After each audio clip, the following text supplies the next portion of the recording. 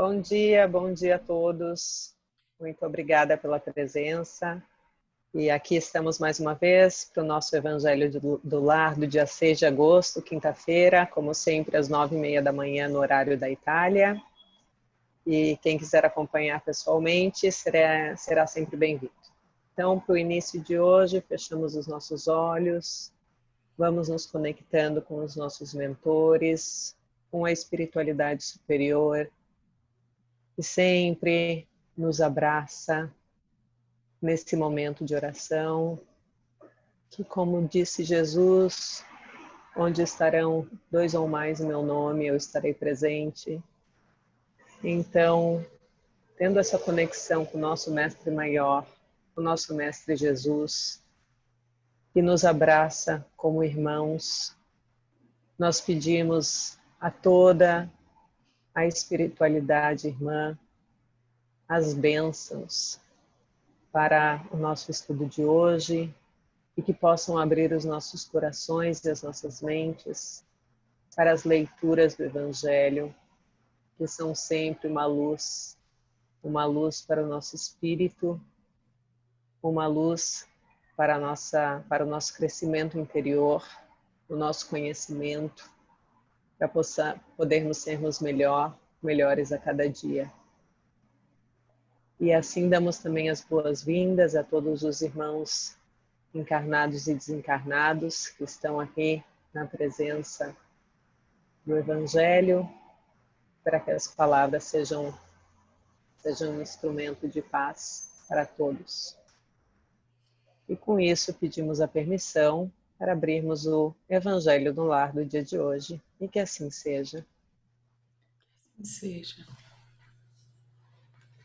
Então vamos lá, vamos ao nosso início pela mensagem, tá? Nossa mensagem de hoje é do Momentos de Saúde e de Consciência, é a abertura do capítulo 1 de Joana de Ângeles, é um livro de Divaldo Franco, e é uma mensagem que fala sobre a decisão de ser feliz. O psiquismo divino flui através de mim. Deus sustenta-me e me conduz em todos os dias da minha vida. Há um fluxo e refluxo de força que percorre o ser e impulsiona-me ao prosseguimento. De mim depende coordenar os movimentos, eleger a meta e avançar. Submetendo-me a essa força vital, tudo se me torna acessível e poderei chegar ao bom termo das minhas aspirações de paz. É uma mensagem que fala, né, de quanto a força de Deus ela já atua na gente, todos os dias nos impulsionando. E que a gente só basta coordenar os movimentos, eleger a meta e avançar, né, para chegar às nossas aspirações. A gente fica gastando a força à toa. Que na verdade essa força já está e é a força de Deus dentro de cada um de nós. É isso aí, é canalizar, né? Encontrar o canal e colocar nossas energias ali. Exatamente, é uma mensagem muito, muito completa. É um capítulo todo que tem depois de estudo, muito lindo. É um livro que fala só sobre saúde e consciência. Vamos para o nosso estudo. A gente vai começar o capítulo 2, né? Vamos lá, capítulo 2. Segundo o Espiritismo, vou deixar na tela também, para a gente poder acompanhar com você, cara. Isso. Mulher? Ótimo, não tem problema. Eu Eu vou lendo. Você Eu está vou com ele lendo. aí? Sim, eu tô com o meu aqui, eu vou lendo o meu aqui, e aí quem quiser acompanhar pela tela pode ir acompanhando. Talvez tenham algumas Chegou. pequenas Não. palavras. Agora passou. É que eu ainda não... Pronto, chegou. Meu reino não é desse mundo. Então vamos iniciar. Capítulo 2. Meu reino não é deste mundo. 1. Pilatos, tornando a entrar, pois, no palácio, e tendo feito vir Jesus, lhe disse: Sois o rei dos judeus? Jesus lhe respondeu: Meu reino não é deste mundo. Se meu reino fosse deste mundo, minhas gentes teriam combatido para me impedir de cair nas mãos dos judeus. Mas meu reino não é aqui. Pilatos então lhes disse: Sois, pois, rei? Jesus lhe replicou: Vós o dissestes, eu sou o rei. Eu não nasci e nem vim a este mundo, senão para testemunhar a verdade.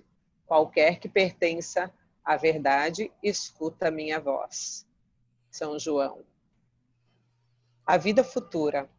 Por essas palavras, Jesus designa claramente a vida futura, que ele apresenta em todas as circunstâncias como o fim onde termina a humanidade, e como devendo ser o objeto das principais preocupações do homem sobre a terra. Todas as suas máximas se referem a esse grande princípio. Sem a vida futura, com efeito, a maior parte dos seus preceitos de moral não teria nenhuma razão de ser. Por isso, aqueles que não creem na vida futura, imaginando que ele não fala senão da vida presente, não os compreendem ou os acham pueris. Esse dogma pode, pois, ser considerado como o ponto central do ensinamento do Cristo. Por isso, está colocado como um dos primeiros, no início nesta obra, porque deve ser o ponto de mira de todos os homens. Só ele pode justificar as anomalias da vida terrestre e concordar com a justiça de Deus. Os judeus não tinham senão ideias muito incertas quanto à vida futura. Acreditavam nos anjos, que consideravam como os seres privilegiados da criação, mas não sabiam que os homens pudessem vir a ser um dia anjos e partilhar sua felicidade. Segundo eles, a observação das leis de Deus era recompensada pelos bens da terra, pela supremacia da sua nação, pelas vitórias sobre seus inimigos. As calamidades públicas e as derrotas eram o castigo de sua desobediência. Moisés, sobre isso, não poderia dizer mais a um povo pastor ignorante, que devia ser tocado, antes de tudo, pelas coisas deste mundo. Mais tarde, Jesus veio lhes revelar que há um outro mundo, onde a justiça de Deus segue seu curso. É esse mundo que ele promete àqueles que observam os mandamentos de Deus, e onde os bons encontrarão sua recompensa. Esse mundo é o seu reino. É aí que ele está em toda a sua glória e para onde vai retornar ao deixar a terra. Entretanto, Jesus, conformando seu ensino ao estado dos homens da sua época, não acreditou dever lhes dar uma luz completa, que os teria ofuscado sem os esclarecer, porque não o teriam compreendido. Ele se limitou a colocar, de alguma sorte, a vida futura em princípio, como uma lei natural, a qual ninguém pode escapar. Todo cristão crê, pois, forçosamente na vida futura, mas a ideia que muitos fazem dela é vaga, incompleta, e por isso mesmo falsa em vários pontos. Para um grande número, não é senão uma crença sem certeza absoluta. Daí as dúvidas e mesmo a incredulidade. O Espiritismo veio completar nesse ponto, como em muitos outros, o ensinamento do Cristo, quando os homens estavam amadurecidos para compreenderem a verdade. Com o Espiritismo, a vida futura não é mais um simples artigo de fé, uma hipótese. É uma realidade material demonstrada pelos fatos, porque são as testemunhas oculares que a vêm descrever, em todas as suas fases e em todas as suas peripécias, de tal sorte que não somente a dúvida não é mais possível, mas a inteligência mais vulgar a pode imaginar sob seu verdadeiro aspecto, como se imaginasse um país do qual se leu uma descrição detalhada. Ora, essa descrição da vida futura é a tal ponto circunstanciada. As condições de existência feliz ou infeliz daqueles que aí se encontram são tão racionais que podemos dizer, apesar disso, que ela não pode ser de outra forma e que está bem lá a verdadeira justiça de Deus.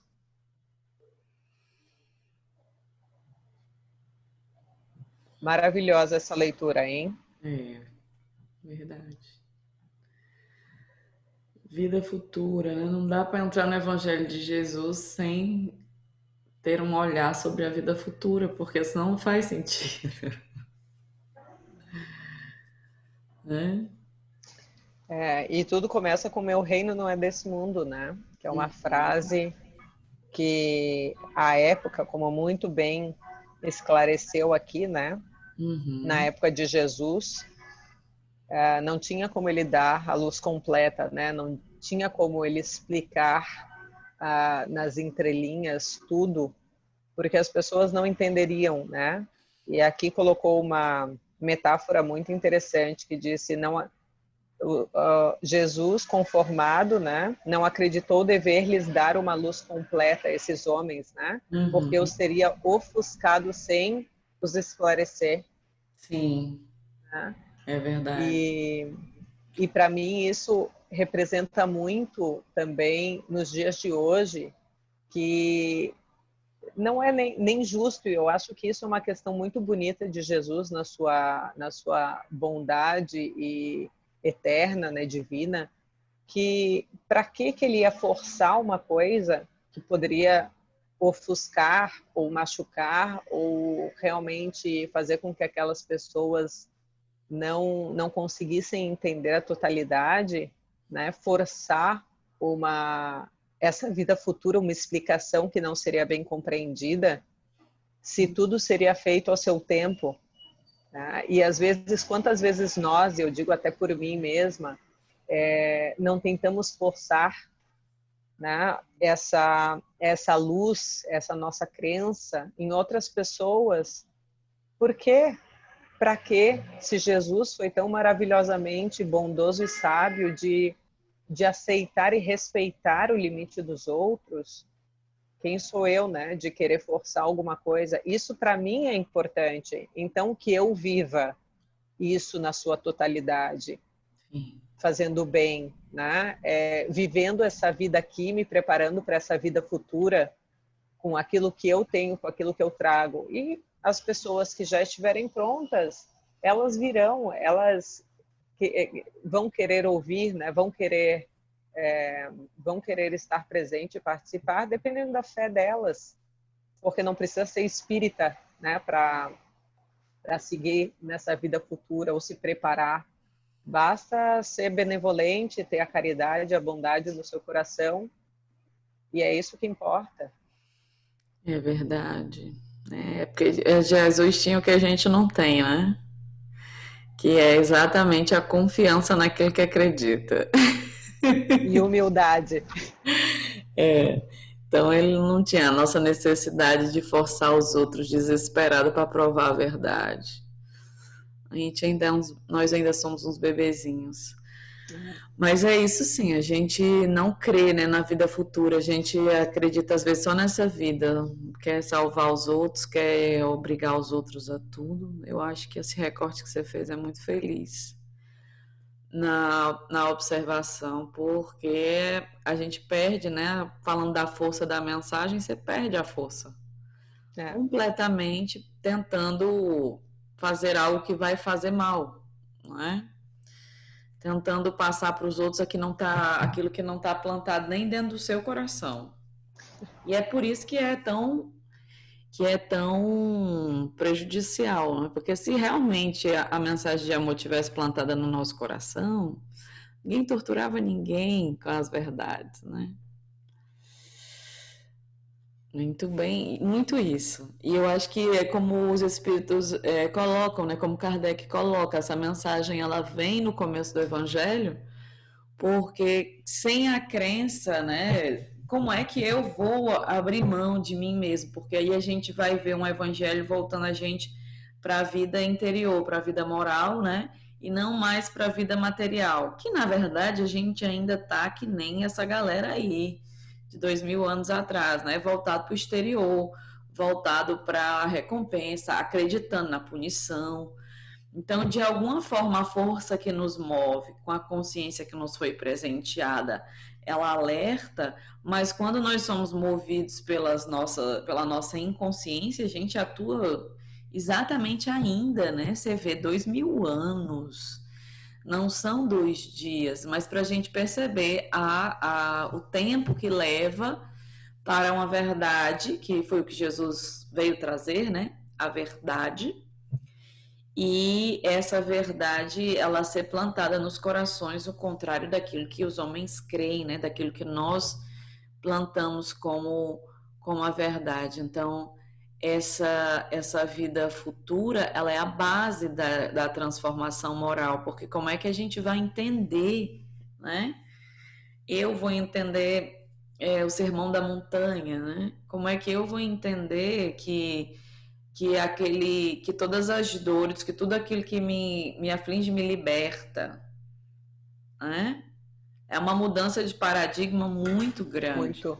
Uhum. Que para quem não consegue mergulhar, né, nessa certeza da vida futura, é mais ou menos como uma pessoa de certa idade que diz que, por exemplo, encontra sua aptidão, seu talento, e ela pensa de fazer um estudo daquilo, ou uma faculdade, ou se aprofundar naquilo, e a pessoa diz, não tem para que mais, eu já estou muito velha. Essas são posturas de pessoas que não acreditam na vida futura, né? São nossas posturas quando nós não acreditamos na vida futura. A gente acha tarde, como se essa vida tivesse um fim, e ela não tem, né? E é tudo aquilo, a gente não leva nada, né? Nada material, nem as pessoas, né? Que a gente não sabe, a gente tem um desejo de reencontrá-las, mas a gente não sabe como vão ser esses planos familiares, né? De reencarnações, e as famílias como vão ser formadas e tal. Sabemos que temos os laços com as pessoas que amamos, ok. Mas aquela construção ali, da forma como ela tá, nunca mais. Não vai mais existir na Terra, né? Então a gente não leva absolutamente nada, só o amor, se construirmos pelas pessoas que estão ao nosso redor. Né? Porque muitos são desafetos que a gente nasce junto para aprender a amar, para aprender a perdoar, né? Para aprender a construir. E aí? Então, se eu parto para estudar o Evangelho de Jesus sem essa crença, eu vou aprofundar no meu coração o que eu preciso transformar? Porque o que eu preciso transformar, eu tenho que trabalhar, é como a gente diz, né? Todos os conflitos que a gente enfrenta é tentando transformar o outro. Exato. Todos, né? Então eu fico ali para morrer porque tenho medo de uma situação, óbvio. Esse medo é inconsciente, ok. Mas aí o outro, sem querer, tá ativando meus medos, sem perceber. Eu não quero superar o medo, eu quero transformar o outro para ele não me fazer medo. Exato. Né? Então eu vou terminar essa vida quando eu fico olhando, né, a revivência das mesmas coisas. E eu digo, nossa, não tem outro caminho. Tava até contando para uma paciente ontem que a minha mãe estava falando com minha mãe a respeito dos medos e a respeito dos medos que eu estava enfrentando. E aí teve uma hora aí, a gente às vezes se acha muito inteligente, né? Sei muito, né? Estudo isso, ensino isso. E às vezes a gente não para ouvir. Chegou uma hora que ela escreveu uma coisa que desde a hora que ela falou que me transformou, de alguma forma. E ela escreveu, minha filha. Eu confesso que na minha arrogância eu não achava que ela ia escrever nada útil, confesso.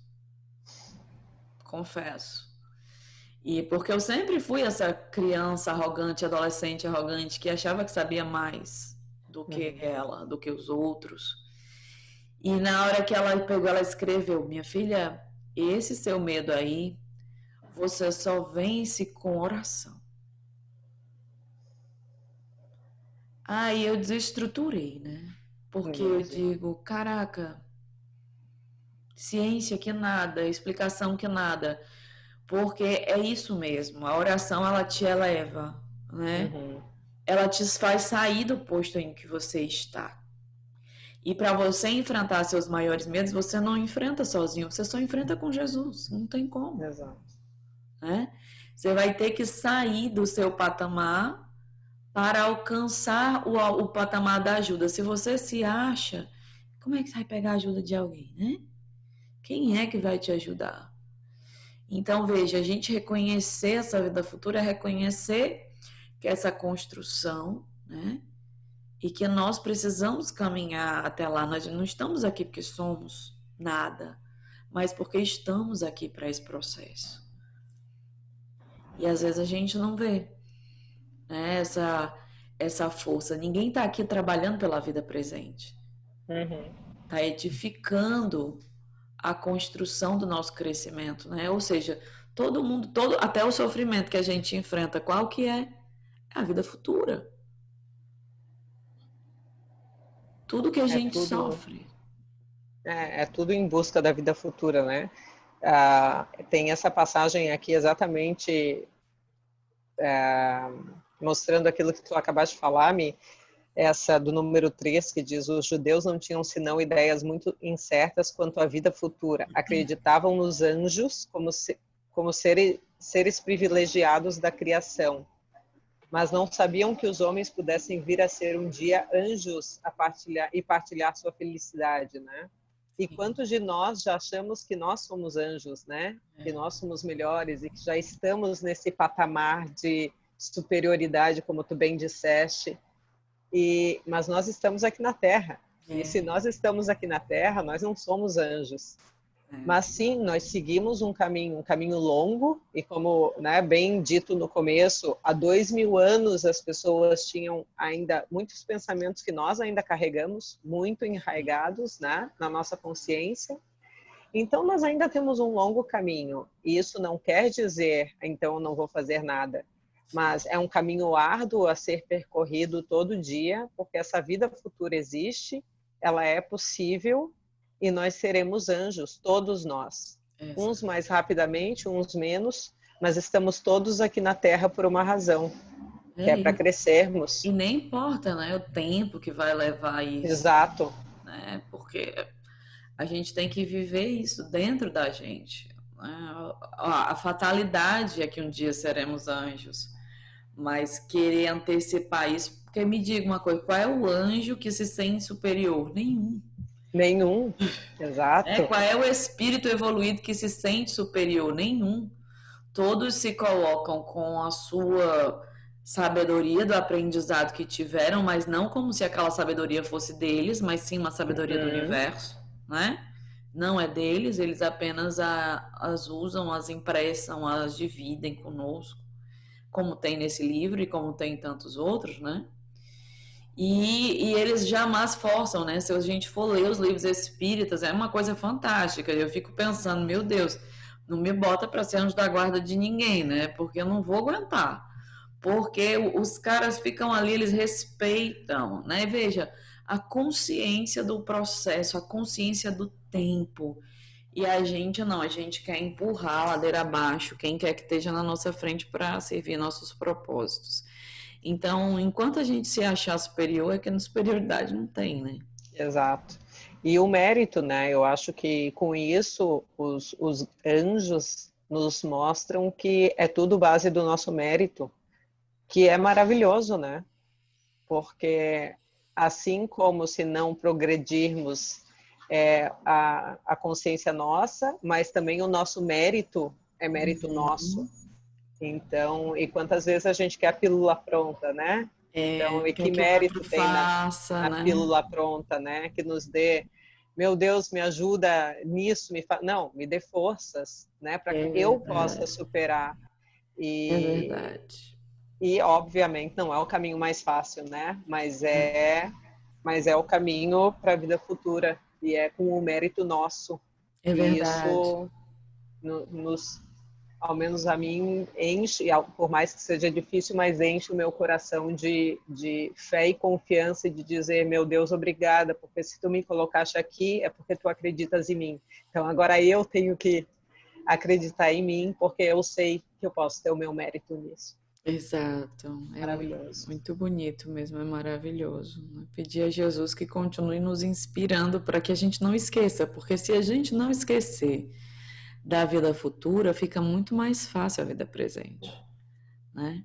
Só que a gente esquece, né? Eu tenho um amigo do Grupo Mediúnico do Brasil que ele usa sempre uma citação que é muito interessante e que vale para tudo, né? Ele diz que nós não somos, eu não sei bem como é que ele fala, já ouvi tanto, mas e até uma frase que muitas vezes se usa, que nós não somos corpos que possuem um espírito, né? Nós somos espíritos que estamos habitando um corpo.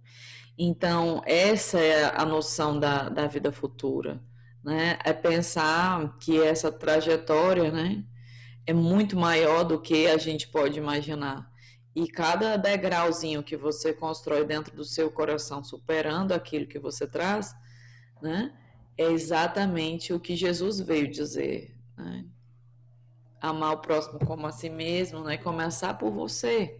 É. Porque senão você não pode dedicar ao próximo que você não tem.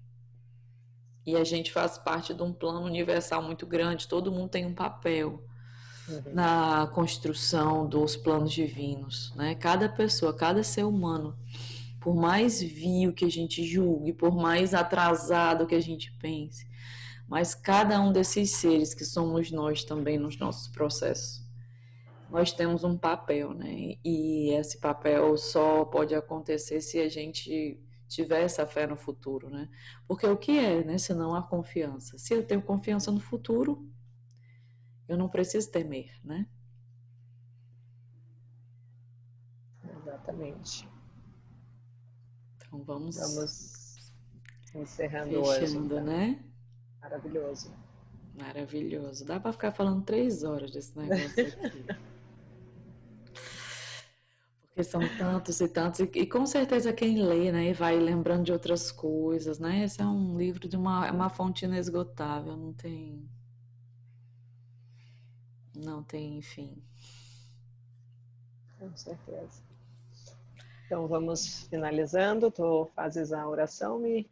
Então vamos elevar nossos pensamentos a Jesus, agradecer por todo o amparo dos Espíritos, acreditar na força para a nossa vida, não só essa vida, mas a nossa vida verdadeira, além desse corpo físico, os planos divinos que existem em nós e para o universo, que possamos confiar nas dores, nos desafios, como esses degraus de elevação da alma, onde nós estamos dia a dia vencendo a nós mesmos, vencendo as nossas dificuldades e alcançando dentro dos nossos corações a única saída para a paz, que é o amor.